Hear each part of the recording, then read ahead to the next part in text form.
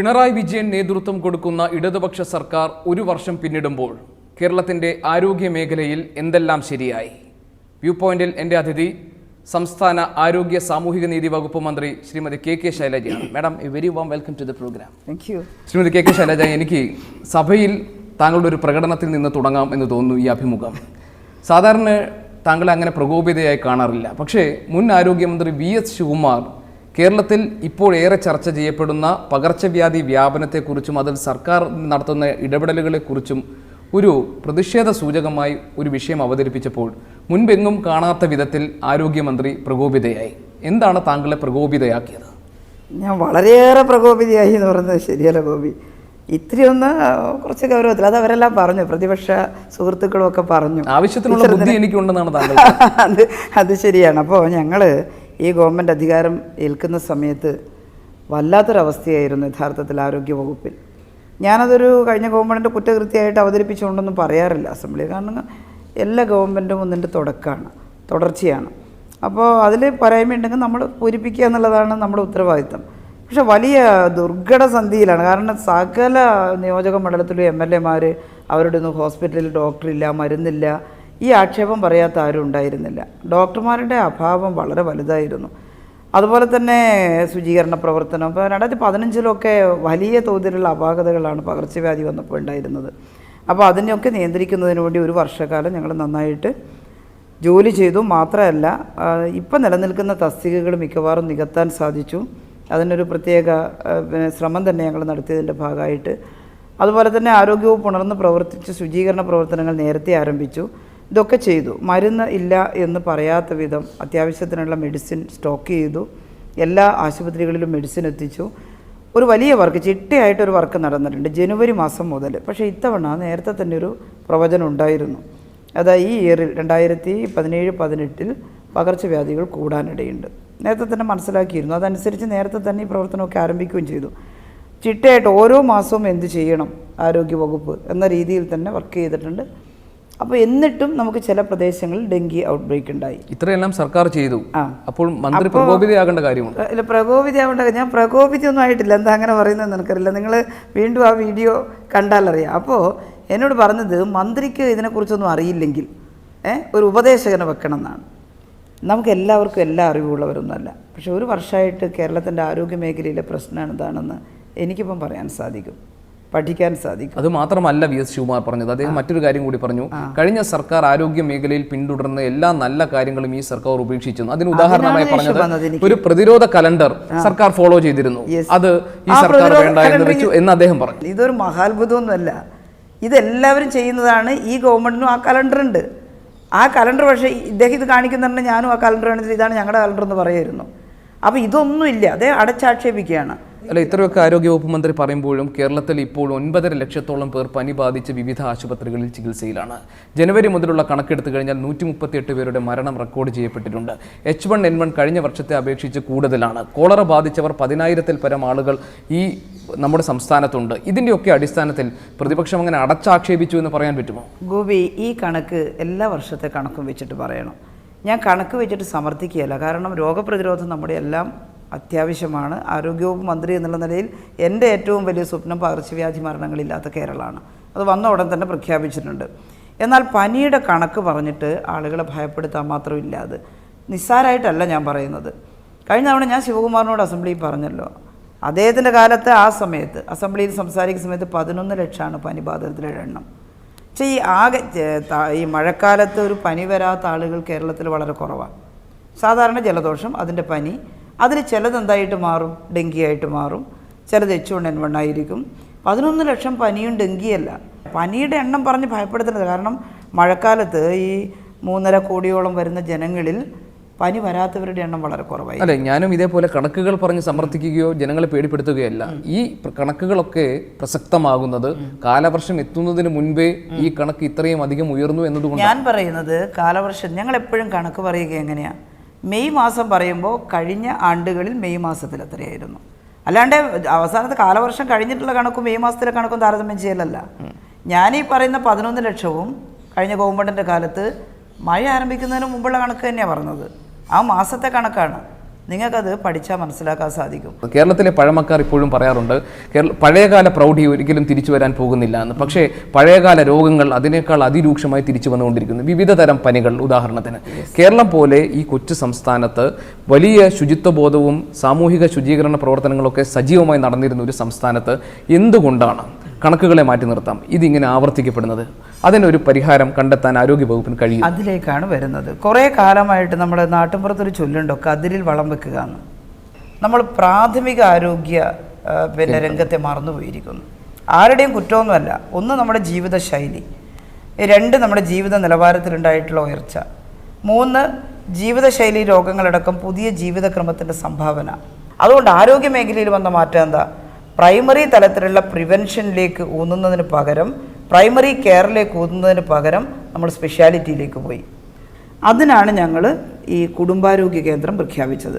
സൗകര്യപ്രദമായ consulting room, നല്ല observation room, രാത്രി ഒരു പേഷ്യൻ്റ് വന്നാൽ കിടത്തിയിട്ട് ഡ്രിപ്പൊക്കെ കൊടുത്ത് നോക്കാനുള്ള ഒരു സൗകര്യം ഉണ്ടാവണം.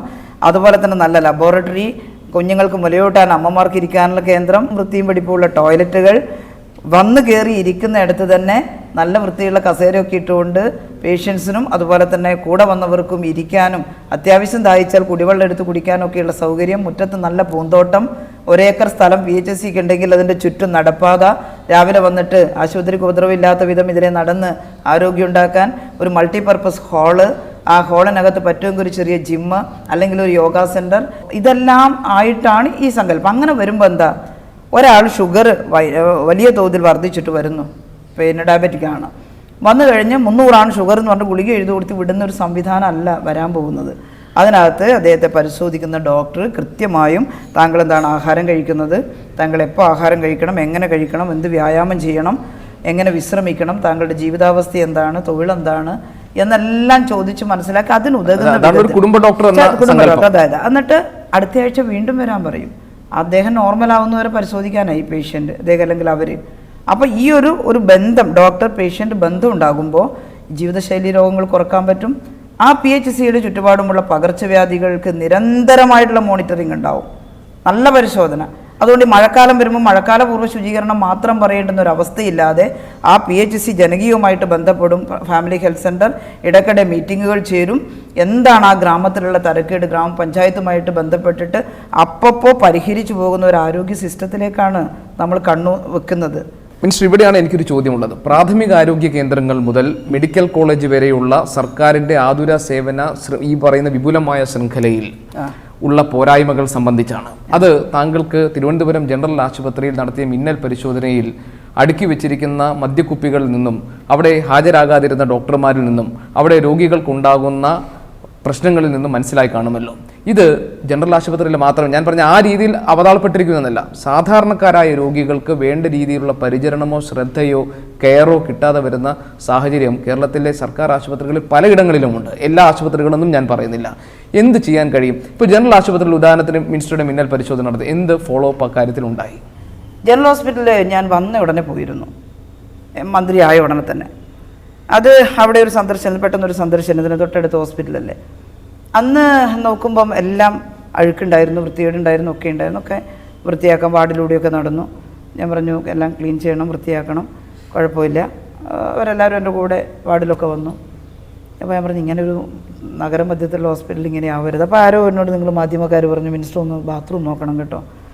ഞാൻ പറഞ്ഞില്ല, അവരോട് പറഞ്ഞിട്ടുണ്ടല്ലോ അവർ ക്ലീൻ ചെയ്യട്ടെ, ബാത്റൂം നോക്കണം എന്ന് പറഞ്ഞു. അപ്പോൾ ബാത്റൂമിൽ ഞാൻ ഒരു 4 റൂമുള്ള ടോയ്ലറ്റ് ചെന്ന് നോക്കുന്ന സമയത്ത് ആദ്യം തന്നെ തുറക്കുമ്പോൾ ഇന്ത്യൻ സ്റ്റൈലാണ്, എല്ലാം മറിഞ്ഞു കിടക്കുന്നു, പണ്ടേയുള്ള മലമൊക്കെ കട്ടിയായിരിക്കുന്നു. പിന്നെ അല്ലേ ഇത് യൂറോപ്യൻ സ്റ്റൈല്. ഇന്ത്യൻ സ്റ്റൈലാകുമ്പോൾ എല്ലാം ഡംപ് ചെയ്ത് ഇതിനകത്ത് പാഡും മറ്റേ കുപ്പി കഷ്ണമൊക്കെ ഡംപ് ചെയ്തിരിക്കുന്നു. പിന്നെ ഇതാണ് വെറും ബാത്റൂം മാത്രമാണ്, ടോയ്ലറ്റ് ഇല്ല. അതിനകത്ത് വെള്ളം കെട്ടി കൊതുക് കൂത്താടി നിറക്കുന്നു. അന്ന് ഞാൻ പറഞ്ഞു, അന്ന് മാധ്യമങ്ങളിൽ വാർത്ത വന്നിരുന്നു, മൂക്കൊക്കെ പൊത്തിയിട്ട്. ശിവകുമാർ ബഹുമാനപ്പെട്ട മുൻ മന്ത്രികൾ ആദ്യം തന്നെ അദ്ദേഹത്തെ തുടങ്ങിയതുകൊണ്ട് അദ്ദേഹം എന്നോട് പറഞ്ഞു ജനറൽ ഹോസ്പിറ്റലിൽ. ഞാൻ പറഞ്ഞു വന്ന ഉടനെ ഞാൻ പോയതിൻ്റെ ചിത്രം മാധ്യമങ്ങൾ പ്രസിദ്ധീകരിച്ചിട്ടുണ്ട്. കാലക്കേടിന് മൂക്ക് പൊത്തിപ്പോയപ്പോൾ ആരോഗ്യവകുപ്പ് മന്ത്രി മൂക്ക് പൊത്തി നിൽക്കുന്നു എന്ന് പറഞ്ഞത് എൻ്റെ കാലത്തായിരുന്നില്ല, എൻ്റെ നിങ്ങളെന്നില്ല, ഇവിടെ എന്ത് ചെയ്യുന്നു എന്നുള്ളതാണ്. അപ്പോൾ അവരെന്ത് ചെയ്തു, 2 ആഴ്ച കൊണ്ട് അതെല്ലാം പറിച്ചു മാറ്റി നല്ല വൃത്തിയുള്ള ടൈൽസ് ഇട്ട് ഫോട്ടോ എടുത്തിട്ട് എൻ്റെ അടുത്ത് വന്നു ജനറൽ ഹോസ്പിറ്റലുകാർ. എല്ലാം വൃത്തിയായിരിക്കുന്നു മിനിസ്റ്ററെ, അതുകൊണ്ട് കുഴപ്പമില്ല, പിന്നെ ഞങ്ങൾ വരണം കാണാൻ. ഞാൻ കണ്ടല്ലോ, ഇനി ഞാൻ വരണ്ട, ഇതുപോലെ അങ്ങ് തുടർന്നാൽ മതി എന്ന് പറഞ്ഞു. എൻ്റെ ഒരു ധാരണ അങ്ങനെ തുടരുന്നു എന്നാണ്. ഈ ജനറൽ ഹോസ്പിറ്റൽ കണ്ടിട്ട് ഈ സംസ്ഥാനത്തെ മുഴുവൻ ആശുപത്രി ഇങ്ങനെ പറഞ്ഞിട്ടില്ല, ഞാനും പറഞ്ഞിട്ടില്ല. എന്നാൽ ചിലതുണ്ട് അങ്ങനെ. അതൊരു അനുഭവപാടാണ്. അനുഭവം ആവാൻ വേണ്ടിയാണ് ഞാനത് പരസ്യപ്പെടുത്തിയത്. അതല്ലായിരുന്നെങ്കിൽ മീഡിയാസിനൊക്കെ ഒഴിവാക്കിയിട്ട് നമുക്ക് പറയാമായിരുന്നു. അതല്ല, അറിയണം ജനം. അപ്പോൾ ഞാൻ എന്നിട്ട് അത് കഴിഞ്ഞ് ഈ ഡെങ്കി പടരുന്ന സമയത്ത് ജനറൽ ഹോസ്പിറ്റലിനെ കുറിച്ച് 1-2 പരാതി വന്നു. അവിടെ കൊതുകുണ്ട് എന്നൊക്കെ പറഞ്ഞിട്ട്. അപ്പോൾ ഞാനും ഹെൽത്ത് സെക്രട്ടറിയും കൂടി സംസാരിച്ചു. അപ്പോൾ പിറ്റേന്ന് ഹെൽത്ത് സെക്രട്ടറി ഞാൻ പറഞ്ഞു, താങ്കളൊന്ന് വിസിറ്റ് ചെയ്യാൻ എനിക്ക് സമയം കിട്ടുന്നില്ല, താങ്കൾ. അപ്പം ഞങ്ങൾ അവിടെ രാവിലെ പോയി 8 മണിക്ക്, ഞങ്ങൾ 3 പേരും കൂടി പോയി. അപ്പോൾ അവിടെ ചെന്ന് നോക്കുമ്പോൾ രാവിലെ OP ഞാൻ കയറി ചെന്നത്, നിങ്ങൾ കണ്ടല്ലോ, ഞാനൊന്നും വിസ്തരിക്കുന്നില്ല. ഇനി പേഷ്യൻസ് വന്ന് നിന്നിട്ടുണ്ട്. കയറി ചെന്നുകൊണ്ട് തന്നെ ആ OPയിൽ ഡോക്ടർമാരിരിക്കുന്ന സ്ഥലം ഒരു ജനറൽ ഹോസ്പിറ്റലാണ്. ഞാൻ അതാണ് പുനലൂരിൻ്റെ എക്സാമ്പിൾ പറയുന്നത്. അധികം കാശൊന്നും ഇല്ലാഞ്ഞിട്ടും കയറി ചെല്ലുമ്പോൾ തന്നെ ഇത് ജപ്പാനിലും ജർമ്മനിയിലെല്ലാം പറഞ്ഞു കേൾക്കുന്ന ഒരു സംവിധാനത്തിൻ്റെ പ്രൗഢി. എന്താ, നമുക്കെല്ലാം ഒരു കോർപ്പറേറ്റ് ഹോസ്പിറ്റലിലെ നല്ല വൃത്തിയും പിടിപ്പുള്ള തറ, നല്ല ടേബിളൊക്കെ ഭംഗിയായി അറേഞ്ച് ചെയ്തിരിക്കുന്നു, ഒന്നും വാരി വലിച്ചിട്ടിട്ടില്ല. ആ ഒരു ചിട്ടയുണ്ടല്ലോ, അതില്ല. മേശപ്പുറത്തൊക്കെ എന്തോ തൂവിയിരിക്കുന്നു. ഈ OP റൂമിൻ്റെ സൈഡിലൊരു കർട്ടൻ വെച്ചിട്ടൊരു പാർട്ടീഷൻ ഉണ്ടാക്കിയിരിക്കുന്നു. ഞാൻ അതിനകത്ത് കയറി. അപ്പോൾ DHS അതിനകത്ത് കയറി. DHS ഒരു പ്ലാസ്റ്റിക് ബക്കറ്റ് എടുത്തിട്ട് വെളിയിൽ കൊണ്ടുവന്നു. പൊടിയെന്ന് വെച്ചാൽ നൂറ്റാണ്ട് കാലമായിട്ട് തുടക്കാത്ത പൊടി കട്ടി പിടിച്ചിരിക്കുക അതിൻ്റെ മേലെ. ഇതിനകത്ത് എന്താണ് അവ വെക്കുന്നത്? കുറേ പൊളിഞ്ഞ കസേരയിൽ ഡംപ് ചെയ്തിരിക്കുന്നു. നമ്മുടെ വീട്ടിൽ ഉമ്മർത്താരെങ്കിലും കൊണ്ടുവന്നിട്ട് പൊളിഞ്ഞ കസേര ഡംപ് ചെയ്യുമോ? ഞാനപ്പോൾ തന്നെ അവരെ വിളിച്ചു. എനിക്ക് ഇത്തിരി ദേഷ്യം വന്നു കണ്ടിട്ട്. നിങ്ങൾ മീഡിയാസ് നിൽക്കുന്നത് കൊണ്ട് പറയാനും വയ്യ, പറയാതിരിക്കാനും വയ്യ. പക്ഷെ ഞാൻ അതുപോലും ഞാൻ പറഞ്ഞു, എന്തീ കാണുന്നത്, ഇങ്ങനെ ചെയ്യുമോ ആരെങ്കിലും? ഇതൊരു ഹോസ്പിറ്റലല്ലേ എന്ന് പറഞ്ഞ് ലേശം ഗൗരവത്തിൽ പറയേണ്ടി വന്നു. അത് കഴിഞ്ഞ് DHS പറഞ്ഞു, മേഡം ഇതിനേക്കാൾ പ്രശ്നമുണ്ട്. താഴെ ഇറങ്ങുമ്പോൾ ഗാരേജിൽ ഒരു ചെറിയൊരു ഗാരേജ്, അതിനകത്ത് കുറേ സ്കൂട്ടർ നിർത്തിയിരിക്കുകയാണ്. സ്കൂട്ടർ നിർത്തിയിട്ട് കാല് കുത്തി താഴെ ഇറങ്ങുന്നത് ഒരുപാട് വൃത്തികെട്ട തുണിയും പേപ്പറും എന്തൊക്കെയോ മുടിയഴകളും ഒക്കെ ചേർന്നിട്ടുള്ള ഈ വൃത്തികേടിലാണ്. എങ്ങനെ ഈ മാന്യന്മാരായിട്ടുള്ള ആളുകൾ ഈ പാൻറ്റും കോട്ടും ഒക്കെ ഇട്ട് വന്നിട്ട് ഈ സ്കൂട്ടർ നിർത്തിയിട്ട് ഈ ചെളിയിലിറങ്ങി? നമ്മൾ വീട്ടിൻ്റെ മുറ്റത്ത് നമ്മൾ സ്കൂട്ടർ പാർക്ക് ചെയ്യുന്ന സ്ഥലമുണ്ടെങ്കിൽ അവിടെ ദിവസം അടിച്ചു വരില്ലേ? അപ്പം ഞാൻ ചോദിച്ചു, ഇതെങ്ങനെ ഇവർ ഇതിനകത്ത് ഇറങ്ങി ഡോക്ടറെ സരിതയോട്? അപ്പോൾ സരിത അതിനകത്ത് കയറി പറഞ്ഞു, ഇതൊന്നും അല്ല വേണ്ട, ഇതിനകത്ത് വേറെ ഉണ്ട് എന്ന് പറഞ്ഞാൽ സരിതയാണ് ഈ കുപ്പി ഡംപ് ചെയ്തത് എടുത്തുകൊണ്ട് വരുന്നത്. അപ്പോൾ എനിക്ക് നല്ലോണം ദേഷ്യം വന്നു. ഞാൻ ഉടനെ തന്നെ അവിടെ നിന്ന് തന്നെ വിളിച്ചിട്ട് എന്തേ കാണുന്നതെന്ന് അങ്ങനെയാണ് ചോദിക്കാനിടയാക്കുന്നത്. അപ്പോൾ ഇത് ആരാ എന്താണെന്നൊന്നും നമുക്കറിയില്ല. പക്ഷെ ഞങ്ങൾ വെറുതെ ഇരുന്നിട്ടില്ല. ഞങ്ങൾ അതിൻ്റെ തമാശ എന്ന് വെച്ചാൽ അതിൻ്റെ പിറ്റേന്ന് ഹോസ്പിറ്റലിൽ നിന്ന് വിളിച്ചിട്ട്, അന്ന് വൈകുന്നേരം ഹോസ്പിറ്റലിൽ നിന്ന് വിളിച്ചിട്ട് പറഞ്ഞു, 10-60 ആളുകൾ, നഴ്സുമാരും ഡോക്ടർമാരെല്ലാം കൂടി മുറ്റത്തിറന്ന് കാട് വിട്ടുന്നു, അടിച്ചു. ഞാൻ പറഞ്ഞു, പേഷ്യൻസിനെ ആരും നോക്കും? അല്ല, അതിന് സിസ്റ്റം ക്രമീകരണം ഉണ്ടാക്കിയിട്ട് പേഷ്യൻസിനെ ഒന്നും ബുദ്ധിമുട്ടിക്കുന്നില്ല, എല്ലാവരും കൂടി ക്ലീൻ ചെയ്യുകയാണ്. ഞാൻ പറഞ്ഞു, അവരൊന്ന് ക്ലീൻ ചെയ്താൽ തീരുമോ? ഞാൻ എന്താ പറഞ്ഞത്, 93 ലക്ഷം രൂപയുണ്ട് നിങ്ങളുടെ HDSൽ. അതിൻ്റെ അകത്തുനിന്നൊരു 10 ജോലിക്കാരെ വെച്ചാൽ താൽക്കാലിക അടിസ്ഥാനത്തിൽ ആര് തടസ്സം? അങ്ങനെയല്ല എല്ലാ ഹോസ്പിറ്റലും ചെയ്യുന്നത്. എല്ലാ പോസ്റ്റും ക്രിയേറ്റ് ചെയ്തതിന് ശേഷം, എല്ലാ പോസ്റ്റിലും ആളെടുത്തതിന് ശേഷം മാത്രം കേരളത്തിൽ നടപ്പിലോ. കേരളം വളരെ ഗുരുതരമായ പ്രശ്നങ്ങൾ അനുഭവപ്പെടുന്ന സംസ്ഥാനമാണ്. അപ്പോൾ ഏതായാലും അപ്പോൾ ഇത് അറിഞ്ഞപ്പോൾ നമ്മുടെ പോലീസ് അസോസിയേഷൻ എന്നെ വിളിച്ചിട്ട് പറഞ്ഞു, ഞങ്ങൾ ഞങ്ങൾ ചെയ്തോട്ടെ. ഞാൻ പറഞ്ഞു, പിന്നെന്ത്, ഞങ്ങൾക്ക് ഭയങ്കര താല്പര്യമുള്ള കാര്യമല്ലേ. ഈ പർട്ടിക്കുലർ സംഭവത്തിൽ, ഈ മദ്യക്കുപ്പി അതിനകത്ത് വന്ന സംഭവത്തിൽ ഞങ്ങളുടെ വിജിലൻസ് അന്വേഷിച്ചു. പോലീസ് അന്വേഷണ റിപ്പോർട്ട് കിട്ടാൻ പോകുന്നേ ഉള്ളൂ. പിന്നെ ഇത് അവർക്കെതിരെ ശക്തമായ നടപടി ഉറപ്പായിട്ടും. അതിനെന്താ സംശയം? മിനിസ്റ്റർ, നേരത്തെ ഈ സ്വകാര്യ മേഖല ആരോഗ്യ രംഗത്തെ കൈയടക്കിയ കാര്യങ്ങൾ സംസാരിച്ചല്ലോ. സ്വകാര്യ ആതുര സേവന സ്ഥാപനങ്ങളെയും നിയന്ത്രിക്കുന്നതിന് വേണ്ടി സാധാരണക്കാരായ ജനങ്ങൾക്ക് ചികിത്സാ ചെലവ് താങ്ങുന്ന തരത്തിലേക്ക് അതിനെ മാറ്റുന്നതിന് വേണ്ടി സർക്കാരിൻ്റെ ഒരു നിയന്ത്രണം കൊണ്ടുവരാൻ വേണ്ടിയാണല്ലോ ക്ലിനിക്കൽ എസ്റ്റാബ്ലിഷ്മെന്റ് ബിൽ കൊണ്ടുവരാൻ ഈ സർക്കാർ ഉദ്ദേശിച്ചത്. കഴിഞ്ഞ നിയമസഭാ സമ്മേളനത്തിൽ അത് പാസ്സാക്കുമെന്നാണ് പറഞ്ഞിരുന്നത്. അതുണ്ടായില്ല. എന്താണ് കാരണം? ബില്ലിന് ഒരുപാട് അത് ഗവർണറുടെ അംഗീകാരം കിട്ടുന്നത് വരെ ഒരു പ്രോസസ്സുണ്ട് അതിന്. അതൊക്കെ പൂർത്തിയാക്കി ഗവർണറുടെ അംഗീകാരം കിട്ടി. ഈ കഴിഞ്ഞ സഭയിൽ വെക്കാൻ വേണ്ടി CM സമ്മതിച്ചു, ബിസിനസ് അഡ്വൈസറി കമ്മിറ്റി സമ്മതിച്ചു. അപ്പോൾ ജൂൺ 5 വരെ ഈ സഭ നീളും എന്നുള്ളതായിരുന്നു ഞങ്ങളുടെ കാഴ്ചപ്പാട്. പക്ഷെ പിന്നീട് ബിസിനസ് അഡ്വൈസറി കമ്മിറ്റി ചേർന്നിട്ട് ഈ വാർഷികാഘോഷം വന്നല്ലോ ഗവൺമെൻറ്റിൻ്റെ, അത് വിപുലമായി ആചരിക്കുന്നതുകൊണ്ട് ഈ സെഷൻ നമുക്ക് ഒന്ന് കുറക്കണം, 25-ാം തീയതി ചുരുക്കണം. 25-ാം തീയതി 10 ദിവസം ചുരുക്കിയല്ലോ. അപ്പോൾ ഞങ്ങളുടെ ബില്ലെന്ന് പറഞ്ഞ് ലഹള കൂട്ടി.